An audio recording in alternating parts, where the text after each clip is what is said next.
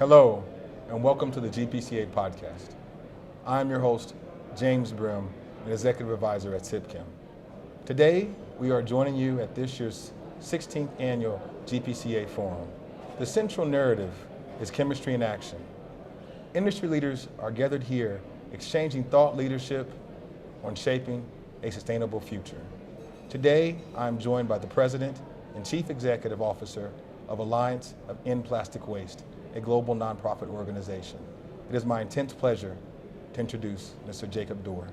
Thank you very much, James. Great to be here. Thank you for joining us.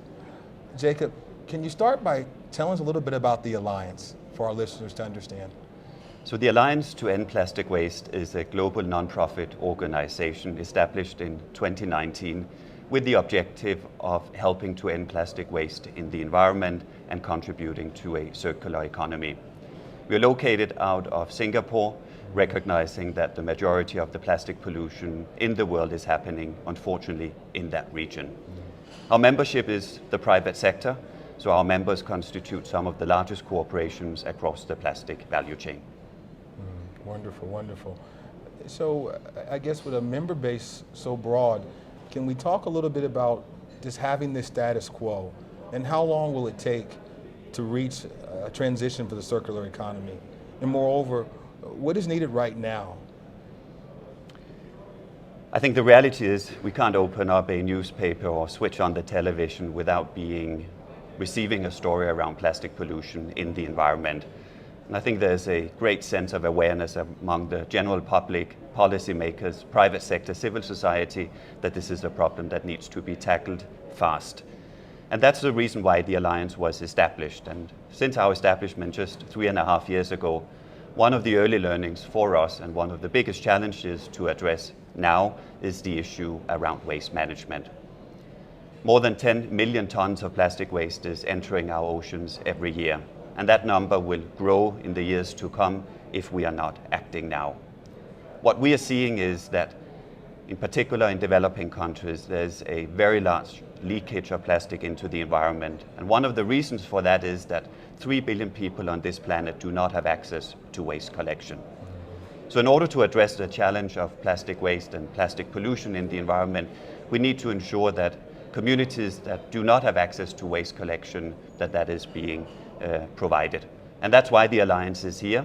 That's why 60% of our activities are in Southeast Asia, where we're working with local communities, local governments and citizens in putting in place infrastructure that will provide waste collection, household segregation and sorting, contributing truly to a circular economy, making sure that the value of plastic that today goes lost is kept within our systems.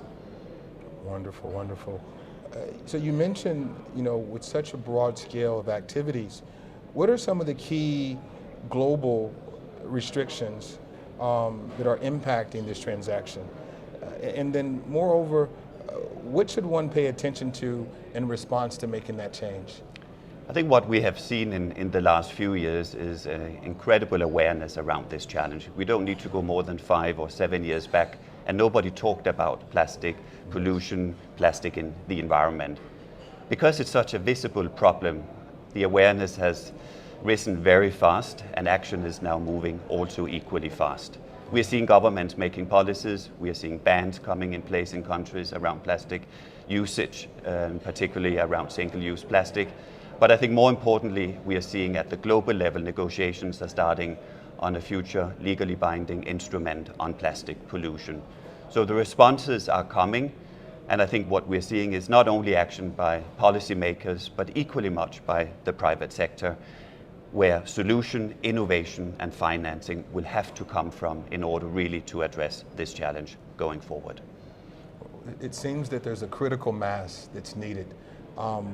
What is a little bit about the role of collaboration and coordination eliminating this plastic waste issue? And moreover, what role is Alliance playing in driving that? Because of the size of the problem, no one can solve this problem alone. And that's why all actors need to join forces. That means governments, it means private sector, civil society organization, UN agencies, development agencies, everyone who's concerned about it needs to come together. The truth is that action requires innovation. Innovations require financing. And that's why the Alliance has been established as well. Bringing together, we are now more than 78 companies across the globe that are providing, on one hand, technical expertise to create the solutions around waste management and infrastructure and recycling, but equally much providing financial resources. So the model of the Alliance is to develop the solutions, working with local communities, to deploy them, meaning test them out on the ground, de-risk them, and then work with financial institutions in taking them to scale.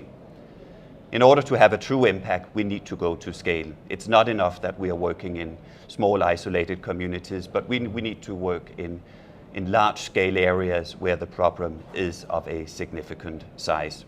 As an example, the Alliance has just launched one of our biggest projects in Indonesia, where we will be providing infrastructure, waste management infrastructure for 2.6 million people.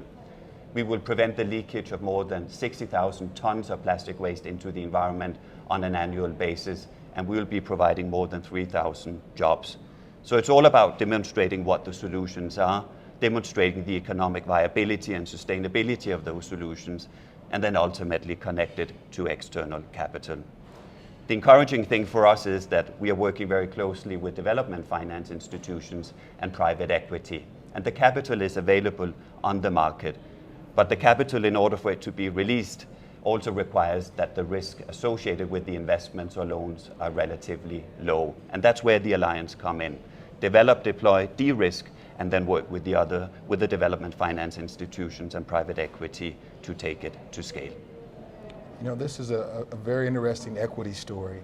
I guess, can you explain to our listeners a little bit more about, how important is waste management and recycling infrastructure? And how can we ensure it's built at the right standard and scale to drive a circular economy to enable the right decisions across the world? I think what we are seeing is that infrastructure around recycling, mechanical recycling, chemicals recycling, that is growing. We see more capacity getting on the market, and that is very positive. Companies around the world are making huge investments into this area. But in order for it to be successful, it needs to have the so-called feedstock. So it needs the plastic waste to feed the system in order for us to truly become circular. If we're looking at numbers, again, the value of the plastic waste that ends up in the environment today in incineration, landfills or open dump sites is estimated at somewhere between $80 and $120 billion. That value needs to be captured. And that's why the investment into infrastructure, waste management infrastructure, is absolutely critical. And that's where our focus is and will continue to be over the next many years. Can you tell us what more can stakeholders do, including members of the GPCA in the Arabian region, in order to transition the plastics to a circular economy? I think we all carry a responsibility in terms of being part of the solution. Every action of any individual, no matter where we are in the world, can contribute, on one hand, to stopping the leakage of plastic waste into the environment and also contributing to circularity through recycling. We are very encouraged with what we are seeing in the GCC region now, the commitment to addressing plastic waste and plastic pollution, but equally much to investment into recycling solutions, whether that is mechanical recycling or chemicals recycling. I was very encouraged yesterday at the opening session in terms of placing plastic waste and commitment to plastic waste as among their top 4 priorities in the years to come. So Jacob, I think you hit on a very interesting word, commitment. So speaking on this commitment, can you tell us a little bit more about the MOU you're signing with the GPCA? What does it involve, and what will your role be in driving this circular economy waste management in the region with GPCA? So we are very excited that we will be signing an MOU today with GPCA exactly on plastic waste management in the region. It's all about collaboration, not only between GPCA and the Alliance, but with all the stakeholders in the region. And that means with government, civil society, private sector, and academia. So in the MOU, we have 3 focus areas. One is around projects. What are the type of activities within the space of waste management that we can focus on and support efforts with in the region? The second focuses on awareness raising. How do we raise awareness among the general public around our role and responsibilities and as citizens on plastic and plastic waste management and recycling? And the third one is knowledge sharing. Our experiences, and I believe it may be the same in the region here, there is a lot of education that needs to happen. And because of the technical expertise that the Alliance sits with and the knowledge that sits within GPCA as a leader in this space as well, we believe that joining forces between our two organizations will be a significant, let's say, contribution to raising awareness and educating the population around plastic waste management. Amazing. Well, thank you, Jacob, for your insight and perspective.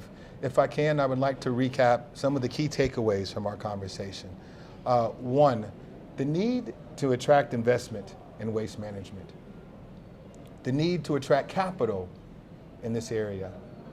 And three, the need for investment as a whole. I think that kind of recaps some of the key messages you left with us today. And it was truly a pleasure speaking with you. On behalf of the GPCA, we look forward to working with you more in the future. And to our listeners, stay tuned to the next episode of the GPCA's podcast, as we will continue to share thought leadership at this year's 16th Annual GPCA Forum. So ladies and gentlemen, you could have been anywhere in the world, but you're here with us, and we appreciate you.